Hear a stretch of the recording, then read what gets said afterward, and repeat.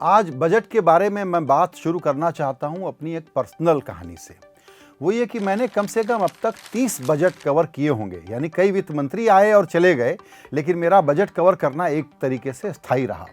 2-4 budget landmark थे, बाकी में हम लोग कोई एक्सपर्ट तो है नहीं, तो दिमाग लगा करके, समझ करके, अर्थशास्त्रियों से पूछ करके बजट की तैयारी करते थे, फिर बजट का लंबा चौड़ा कवरेज प्लान करते थे। लेकिन अब बजट के आंकड़ों को लेकर के एक इतना बड़ा तिलिस्म खड़ा हुआ है कि ये बजट अर्थशास्त्रियों के लिए भी समझ पाना बड़ा मुश्किल हो गया है। इसीलिए आप पाएंगे कि आजकल प्री बजट कवरेज में कोई बहुत एक्साइटमेंट, एक्सपेक्टेशन या कोई एक क्यूरियोसिटी बिल्डअप हो रहा हो, ऐसा बिल्कुल नहीं है। एक इवेंट हो जाएगा, एक दिन में आकर के चला जाएगा, ऐसे ऐसे हालात बन गए हैं।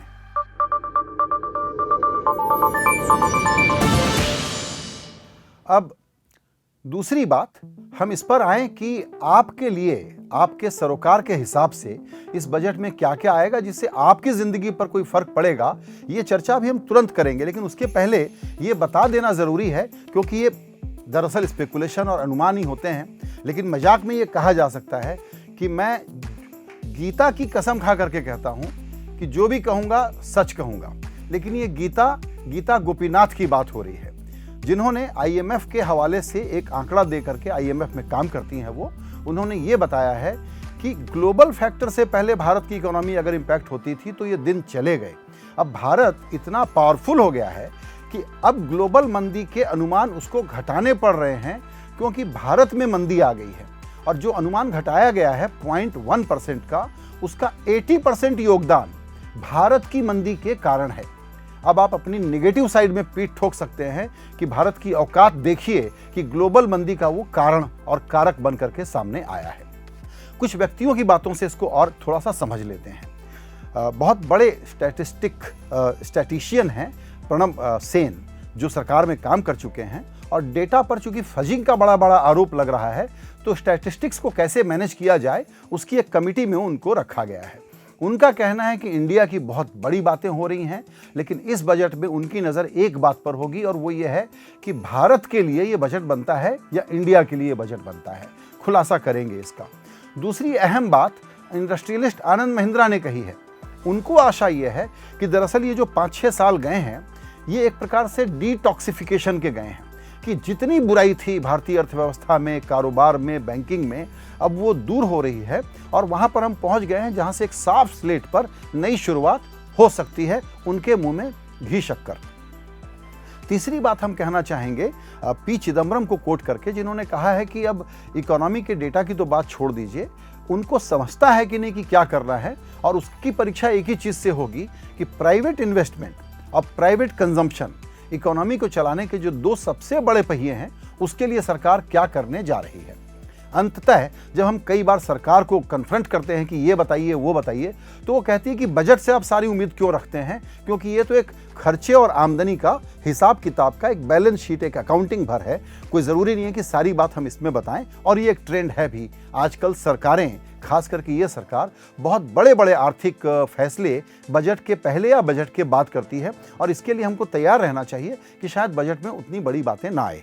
लेकिन इस बार जब निराशा का बहुत गहरा माहौल है, इकोनॉमी के सारे आंकड़े पूरी तरह से बताते हैं कि हमारी आर्थिक व्यवस्था बहुत बुरे दिनों से गुजर रही है, बेरोजगारी का संकट है, स्लोडाउन बहुत गहरा है, और इससे उबरने में हमको बहुत वक्त लगेगा। तो ऐसे में जब हम कहते हैं कि ये डू और डाई समय आ गया, मेक और ब्रेक वाला समय आ गया, नाउ और नेवर वाला समय आ गया, तो एक्सपेक्टेशन के तौर पर आप बहुत हलचल नहीं देख रहे हैं। लेकिन एक बात पर ध्यान दीजिएगा, वो ये है कि प्रधानमंत्री खुद ने इस बार बजट के पहले इकोनॉमी पर बहुत सारी मुलाकातें की हैं। इनमें वो उद्योगपतियों से मिले हैं, अर्थशास्त्रियों से मिले हैं। एक मुलाकात तो नीति आयोग में ऐसी हुई जहां वित्त मंत्री मौजूद ही नहीं थी। इसके अलावा उन्होंने कुछ अंतर्राष्ट्रीय एक्सपर्ट लोगों से बात की है। फॉर एग्जांपल, नोबेल पुरस्कार विजेता जो नज इकोनॉमी के एक्सपर्ट माने जाते हैं, रिचर्ड थैलर, उनसे मिले। जो लेमन क्राइसिस के वक्त अमेरिका में वित्त सचिव थे, टिम गाइथनर, उनसे मिले कि क्राइसिस में उन्होंने भी अपनी कहानियां बताई होंगी कि उन्होंने फाइनेंशियल क्राइसिस से अमेरिका को कैसे निकाला था। इसलिए एक एक्सपेक्टेशन बनी है कि इस बार के बजट में हो सकता है कि ये बिग बैंग बजट हो सकता है कि इसमें प्रधानमंत्री का खुद का स्टैंप लगा हुआ हो। अब यहां से हम चलें तो ये अनुमान लगाना फिर गलत नहीं होगा कि क्या क्या हो सकता है बजट में। चूंकि अर्बन मिडिल क्लास में बहुत बेचैनी है, तो एक चर्चा यह है कि पर्सनल इनकम टैक्स में कुछ कटौती हो सकती है। लेकिन टैक्स वसूली पहले ही बहुत कम है। डायरेक्ट टैक्स कलेक्शन उसमें इस बार जो गिरावट है वो इसके पहले कभी नहीं हुई कि आप पिछली वसूली के आंकड़े से भी नीचे आ जाएं। इसलिए वहां पर और कटौती सरकार कर नहीं पाएगी, क्योंकि सरकार के पास पैसे ही नहीं है। कॉर्पोरेट टैक्स की कटौती उसने पहले कर दी थी, उसके बावजूद कोई इकोनॉमी में बहुत बूस्ट आ गया हो और कंपनियों ने कोई नए निवेश किए हों, ऐसा तो हुआ नहीं, उसका भी कोई फायदा नहीं हुआ।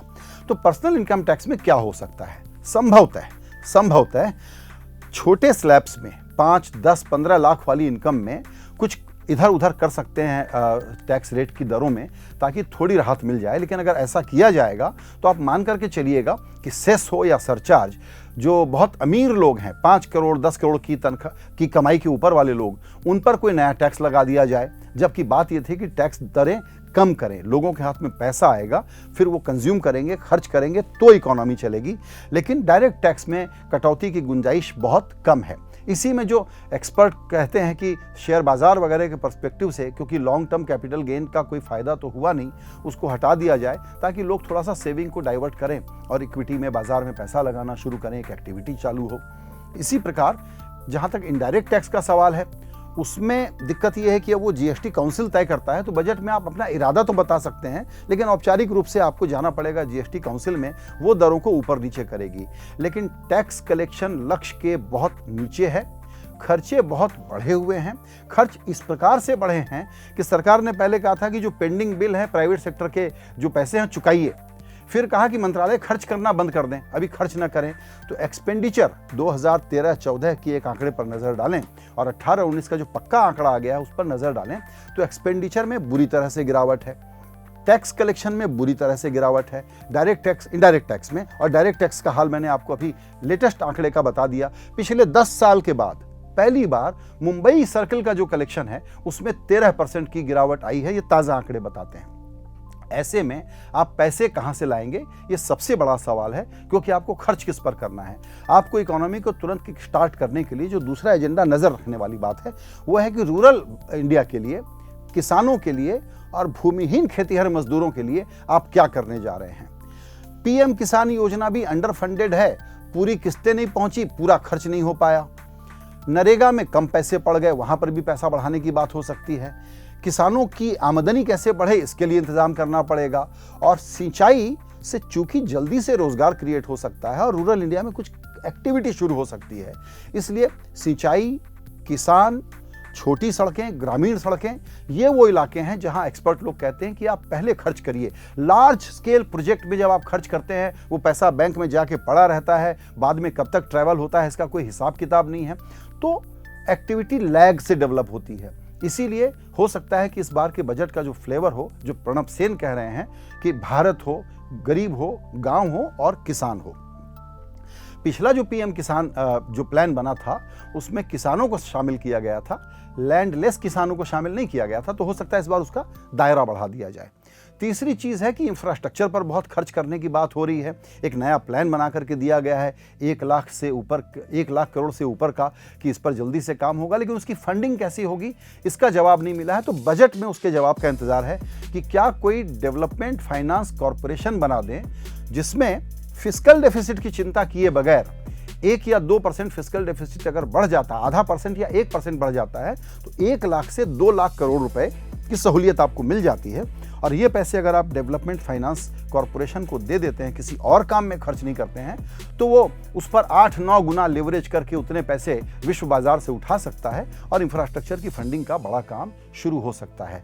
ये दरअसल सबसे जरूरी काम है। आपको लेकिन याद होगा, जब पिछली बार विदेशी डॉलर में बॉन्ड उठाने की बात हुई थी तो बड़ा विवाद हुआ था और बजट के उस अनाउंसमेंट को लागू नहीं किया गया, वापस ले लिया गया था। इसीलिए लोग स्केप्टिकल हैं, लेकिन पैसा लाने का और कोई तरीका दिख नहीं रहा है। जो दूसरा तरीका है सरकारी कंपनियों का डिसइन्वेस्टमेंट, तो उस पर एक्सपर्ट ये पूछते हैं कि किस इरादे से करना है, उससे आप घाटा भरेंगे या निवेश की प्रक्रिया चालू करेंगे, ये साफ करिएगा, तो उसका लक्ष्य पता होगा तो बात बनेगी, वरना वो पैसे इधर उधर छितर जाएंगे, उसका कोई फायदा नहीं होने वाला है।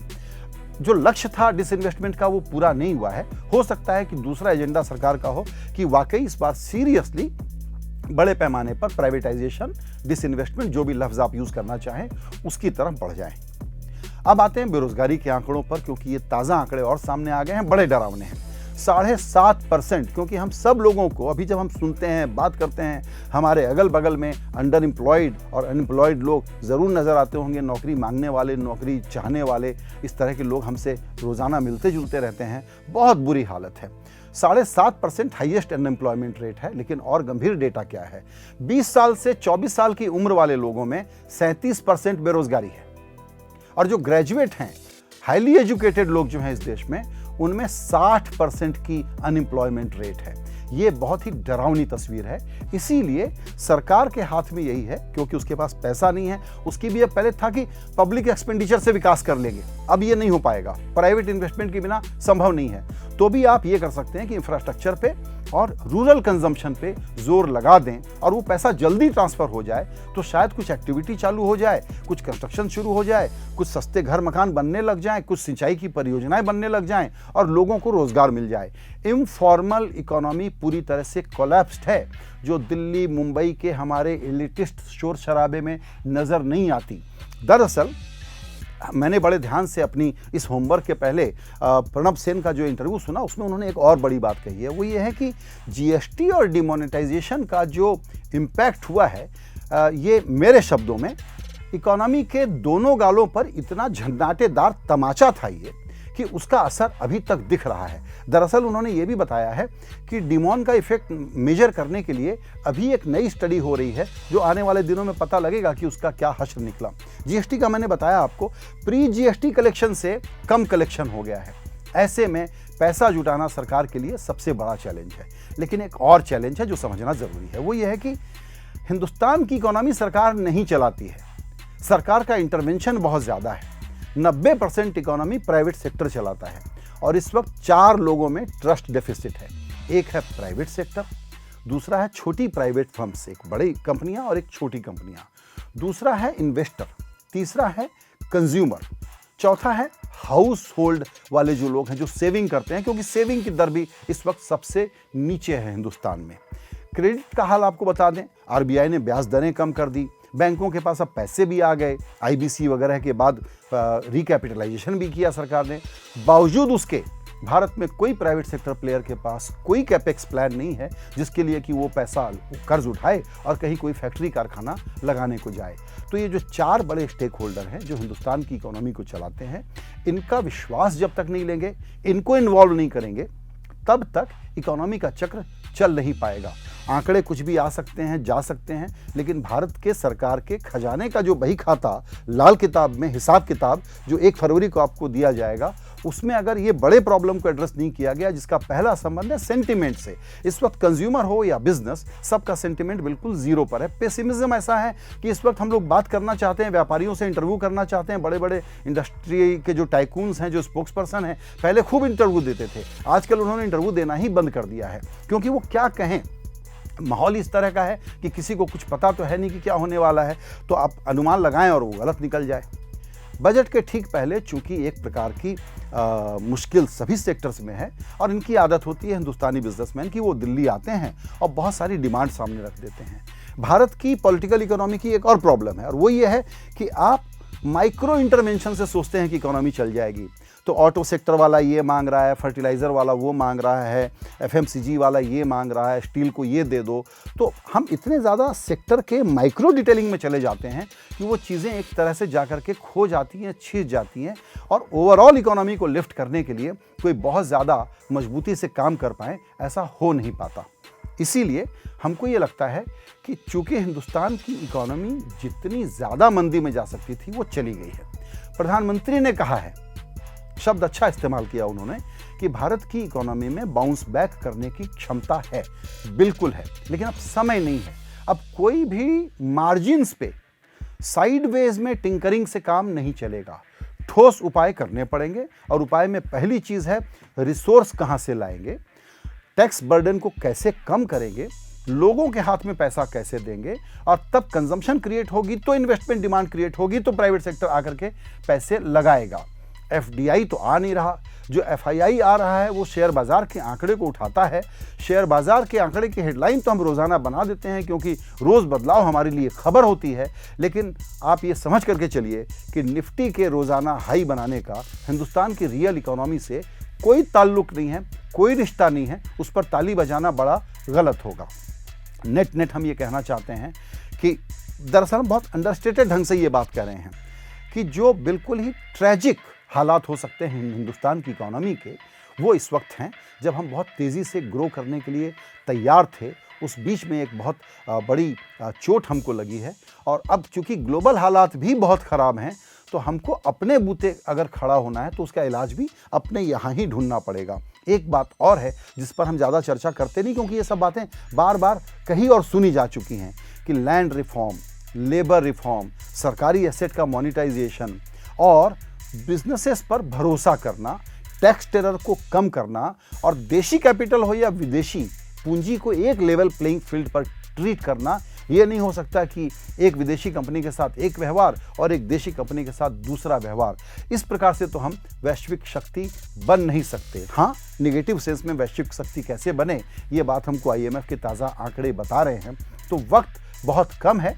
1 फरवरी एक रस्म अदायगी वाला इवेंट होके गुजरेगा या बिग बैंग बिल्कुल शॉक एंड ऑ कर देने वाला बजट लेकर के ये सरकार आएगी, इसका हम इंतज़ार करेंगे।